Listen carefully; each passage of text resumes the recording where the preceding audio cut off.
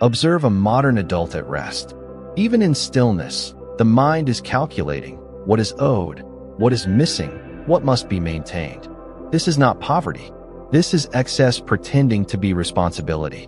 Across the developed world, people earn more, own more, and yet sleep less peacefully than any generation before them. Not because money is scarce, but because attention is fragmented, obligations multiply, and every possession quietly demands upkeep. Notice the pattern. The paycheck arrives and vanishes into systems built to sustain lifestyles, not lives. Subscriptions renew themselves. Objects age, break, demand replacement. And slowly, without drama, financial stress becomes background noise, accepted, normalized, unnamed. But a different behavior is emerging, quietly, deliberately, not driven by deprivation, but by control. Extreme minimalism and frugal living are no longer reactions to hardship. In 2026, they are strategies of calm, tools for money management that reduce decision fatigue before they reduce expenses. A way to handle money without constant vigilance, because fewer things are asking to be defended. This is not about saving pennies. It is about removing pressure. And once pressure disappears, clarity follows. What we are witnessing now is not a financial crisis in the traditional sense. It is a noise crisis. Money today speaks constantly. It interrupts meals, rest, conversations, and even moments of success. Not because there is never enough, but because modern systems are designed to keep financial attention permanently engaged. Personal finance, as it is commonly taught, focuses on optimization, more efficiency, more tracking, more tools to manage increasingly complex lives. Extreme minimalism and frugal living move in the opposite direction. They do not ask, how do I manage more wisely? They ask a quieter, more dangerous question. What no longer needs to exist at all? In 2026, this distinction matters. The fastest growing form of financial stress is not debt, it is maintenance fatigue. The cost of keeping things functional, updated, insured, stored, explained. Every object, subscription, and financial obligation competes for mental space. And mental space, more than money, has become the true scarce resource. Extreme minimalism reframes wealth building as subtraction, not accumulation. Frugal living stops being about cost cutting and starts becoming about decision reduction. Fewer choices, fewer trade-offs, fewer silent leaks of attention.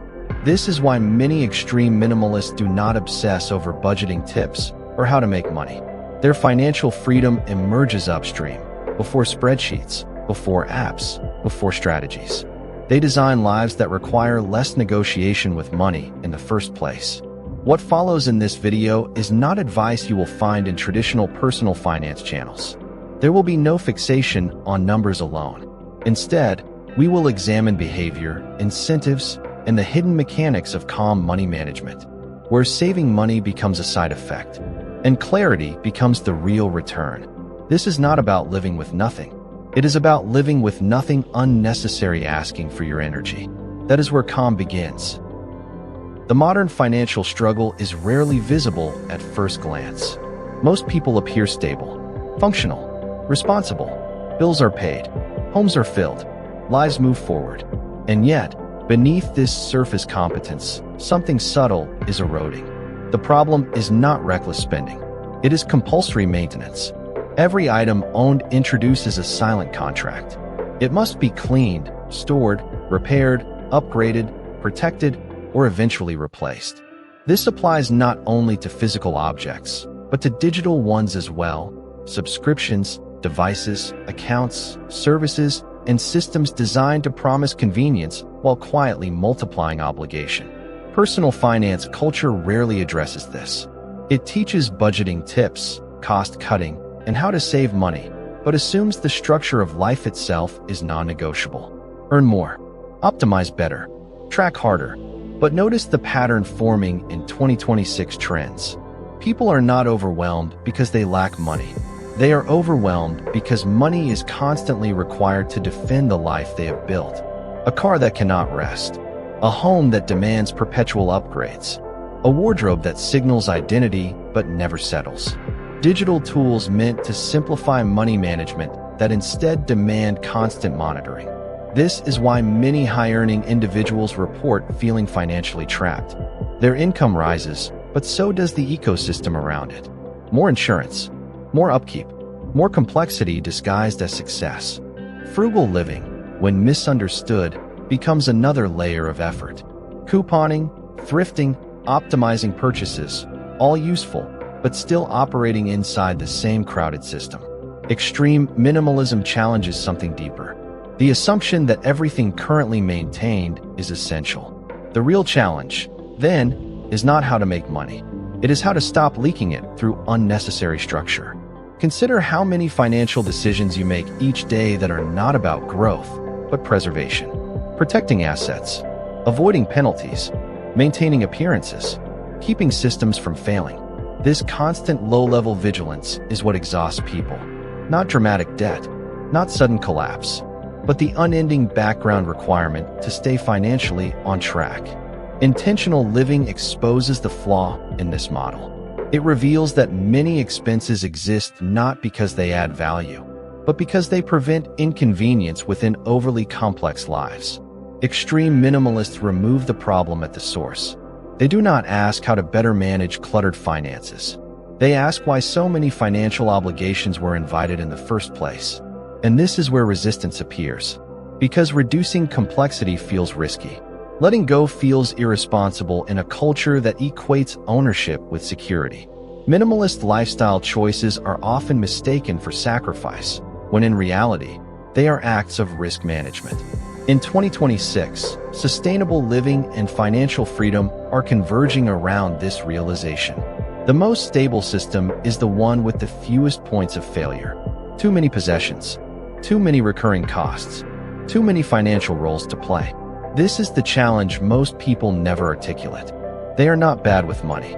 They are overburdened by the structures they've been told represent adulthood. And until those structures are questioned, no amount of budgeting will restore calm. The pressure will simply find another place to hide. Once the problem is seen clearly, the solution does not arrive as a checklist. It arrives as a shift in design. Extreme minimalism, at its most effective, is not about removing things randomly. It is about identifying pressure points, areas where money, attention, and energy are constantly being consumed just to keep life operational. The first principle is rarely discussed in personal finance. Stability comes from reducing dependency, not increasing income. Most people structure their lives backwards. They build a lifestyle first, then spend years learning how to fund it. Extreme minimalists reverse this logic. They design lives that are inexpensive to maintain, then allow income, whatever its size, to feel sufficient.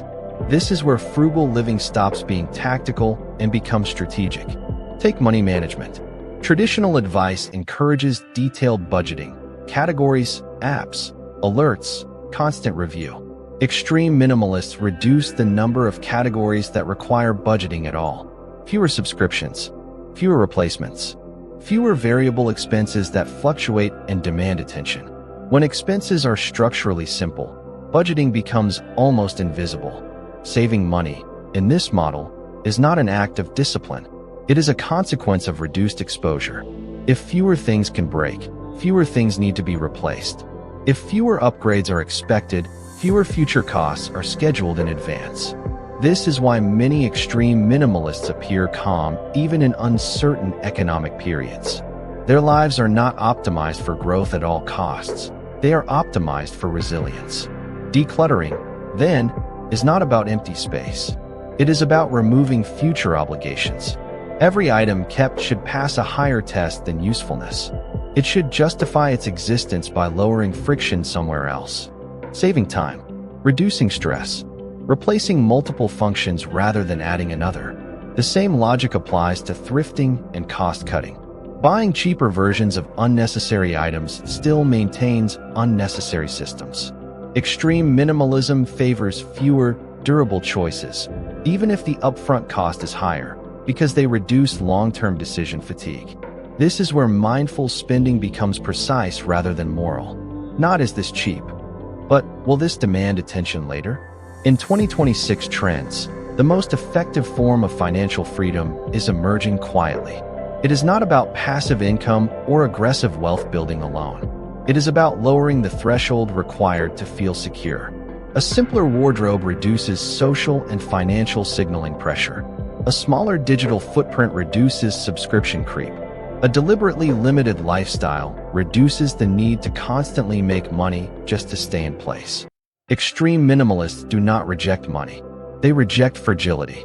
Their systems are built to withstand loss, change, and uncertainty without immediate panic. That is why they often appear unbothered by market shifts or consumer trends. Their lives are not tightly coupled to external conditions. This is the quiet advantage of intentional living. It transforms personal finance from an ongoing battle into a background process. When fewer things need defending, money becomes quieter, decisions become slower, and clarity begins to compound. Not because life is smaller, but because it is finally aligned with human limits. There is a moment many extreme minimalists describe, though few articulate clearly. It does not arrive with celebration. There is no dramatic payoff, no sudden windfall. It arrives quietly, the day money stops being loud. One such individual, whom I will describe without name or spectacle, did not begin with debt or desperation. By most standards, life was successful. Stable income, reliable routines, a home filled with sensible choices. Yet beneath that stability lived a persistent tension, a constant sense of being financially on call. Every month required vigilance. Every decision felt slightly urgent. Even rest carried an invisible price. What changed was not income. It was structure. Instead of asking how to save more, this person began asking a different question. What parts of my life would collapse if money paused for 3 months? The answers were revealing. Not hunger, not shelter, but subscriptions, replacements, conveniences mistaken for necessities. Systems that demanded continuity, not because they were essential, but because they had never been questioned. The shift toward extreme minimalism began there, not with decluttering shelves, but with removing financial dependencies, reducing recurring costs, choosing slower options over instant ones, letting go of items that required specialized maintenance or frequent upgrades. Frugal living followed naturally, not as restraint, but as alignment. Thrifting became selective. Mindful spending became precise. Purchases were judged not by price, but by how long they would remain silent afterward. The most striking change was psychological. Money management no longer felt like a task. Budgeting tips became irrelevant. With fewer variables, there was less to manage. Saving money happened without intention, not because of discipline, but because there were fewer places for it to escape. Then came the true climax. A period of unexpected financial pressure arrived, a disruption that would previously have triggered immediate anxiety. But this time, nothing collapsed. No urgent cancellations, no scrambling, no erosion of dignity. The lifestyle had slack built into it. Margins created not by abundance, but by simplicity. This is the power most discussions of financial freedom miss. Security does not come from growth alone. It comes from tolerance, the ability to absorb disruption without panic. Extreme minimalism creates this tolerance. By reducing what must be protected, it reduces what can be threatened. By lowering monthly commitments, it lowers emotional volatility. By designing life to function on less, it turns excess into optional comfort rather than survival fuel. This is why many extreme minimalists report a strange paradox. They feel wealthier after removing sources of income pressure. Not richer in numbers, but richer in response time. They can pause. They can wait. They can choose. In 2026, this matters more than optimization. Markets fluctuate. Trends accelerate. Jobs evolve. But a life with few moving parts does not require constant recalibration. This is not a story of renunciation. It is a story of decoupling, separating well-being from perpetual earning.